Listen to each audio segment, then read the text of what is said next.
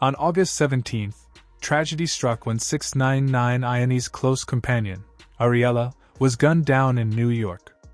Just days later, shocking footage of 6ix9ine behind bars surfaced, fueling speculation that the two events are connected. Could he have played a role in her death? The timing has people questioning everything. Ariella, just 33 years old, was ambushed while driving her black Mercedes-Benz G-Wagon on the Cross County Parkway in Mount Vernon. She was hit with multiple bullets in what investigators immediately called a targeted attack. A bartender at Icon New York Lounge, Ariella wasn't just a hard-working mother of two, she was also tied closely to 6ix9ine, appearing in his music video and spotted performing alongside him. Whether girlfriend or close friend, her death hit too close to the rainbow-haired rapper. And when 6ix9ine himself was arrested on August 23 for violating supervised release, just 6 days after her murder, fans couldn't ignore the coincidence. Take no L's. That's why I think that's why people hate me, because I'm so arrogant and but it's just me being like, yo, this is the truth, this is the facts. People hate the facts. Why are you causing all these problems for yourself, sir? I don't cause no problem, man, you know what I'm saying? I address them. The streets and social media erupted with theories. Many believe Ariella's killing was revenge for 6ix9ine's past cooperation with the feds against the 9 Trey Bloods. Others suggest she might have been targeted due to rumored ties with Nada Cartier, a suspected gang figure questioned after her death. Either way, Ariella's murder carried the weight of street politics. Her final Instagram post in June, smiling, carefree, captioned, "Happy and blessed," now feels haunting compared to the brutality of her end. The hip-hop community mourned deeply. 6ix9ine himself posted heartfelt tributes, calling her a tremendous woman and the Queen of New York, admitting in Spanish, "Yo te amo, mi hermana." Even Cardi B and the nightclubs she worked at shared emotional farewells. But as the love poured in, the whispers grew louder. Was this a hit tied to 6ix9ine's choices, or Ariella's? What's the definition of a snitch? In this case, the definition, who rats out people that they were tight with, rats them out to law enforcement. What's loyalty to you, Charles? Loyalty would be that you don't snitch on the people closest on your friends. If another TMZ staff member kidnaps you, is that loyal to you? You're working right now. Probably stealing all of the money that you're making right now and gives you crumbs of it, but it's taking majority of the money. Is that loyal to you? These are my people. Like, how many people I beefed with in 2018? I beefed with the whole West Coast. I beefed with the Houston. I beefed with Chicago. Fans weren't just grieving, they were connecting dots. On Ariella's Instagram, prayers and condolences mixed with accusations. "Rest in peace, beautiful, but he's in jail now." Wonder if it's connected. Outside Opus Lounge in Washington Heights, flowers and candles lined the sidewalk as her community remembered a radiant woman whose life revolved around her daughters. Yet underneath the sorrow was unease. For years, violence seemed to orbit 6ix9ine like a curse, whether it was the infamous LA gym beating or the constant death threats. Now, Ariella's murder only added to the list. It felt less like coincidence and more like inevitability. That's how they supposed to treat each other.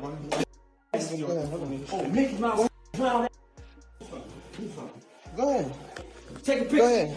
Take a picture. I want to be famous now. I want to be famous. Fuck. Yo, they just jumped 6ix9ine, bro. Yo, homie, I'm not gonna lie, bro. I'm a fan, bro. No, I'm a fan. I'm just saying, bro. I'm a fan, bro. The timeline made everything look suspicious.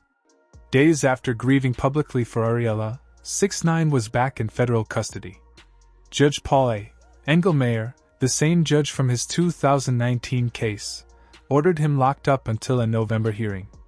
Officially, the charges were for supervised release violations, sneaking to Las Vegas for a concert without permission, lying to probation officers about it, failing drug tests for meth, and skipping a mandatory one. Add in a raid earlier in 2025 that turned up drugs in his Miami home, and prosecutors had plenty to work with. 6ix9ine tried to explain it all away, claiming Adderall caused the failed drug tests and that he thought he had permission to perform in Vegas. His defense? "I'm human, bro. I've been jumped for cooperating with the feds." But the streets weren't buying it. To them, the timing of his arrest screamed cover-up. Maybe the feds locked him up to protect him. Or maybe, just maybe, they were investigating his possible link to Ariella's death. Tekashi 6ix9ine, his last day on the stand was last week, Friday. And he, of course, as you guys know, is testifying about the accused 9 Trey Gangsta Blood members, Anthony Harv Ellison and Aljamiah Nuke Mack. Now, he's talking about a lot of different things. And one thing that was part of his testimony was recordings of phone calls and conversations. One call was between Tekashi's former co-defendant, Jamel Mel Murder Jones, and Jim. To understand why suspicions point at him, you gotta rewind. In 2018, the feds busted 6ix9ine for racketeering and conspiracy with the 9 Trey Gangsta Bloods. He faced decades behind bars but chose the snitch route. In 2019, he spent 3 days testifying in excruciating detail against his own crew, outing names, ranks, and crimes, including ordering a hit on Chief Keef. His cooperation was called extraordinary by prosecutors, leading to life sentences for key members. In return, Judge Engelmayer cut him a sweet deal, just 2 years behind bars, released early in 2020 due to COVID. But the cost was high. The streets never forgave him, and he's been a target ever since. From beatings to threats, his life has been in constant danger, and by extension, so has everyone around him. Ariella might have been just the latest casualty of his choices. You did an interview with the Daily Beast, and you talked about that throughout your relationship, there was a lot of domestic abuse. Yeah. Like, at what point in the relationship did the abuse first start? It happened very early on in our relationship, like maybe a month after I moved in with him. That was the first time he put his hands on me. And I didn't know how to take that. Like, I've never had a guy put their hands on me. This is my first boyfriend. You know, I didn't know how to handle that situation. But it isn't only gangs and street beefs that stain 6ix9ine's legacy. It's his treatment of women. The rapper's history of violence toward women stretches over a decade. His ex, Sarah Molina, the mother of his child, endured years of alleged abuse between 2011 and 2018. She described horrifying incidents, including a brutal attack in Dubai where 6ix9ine allegedly beat her for hours, choked her, and forced himself on her.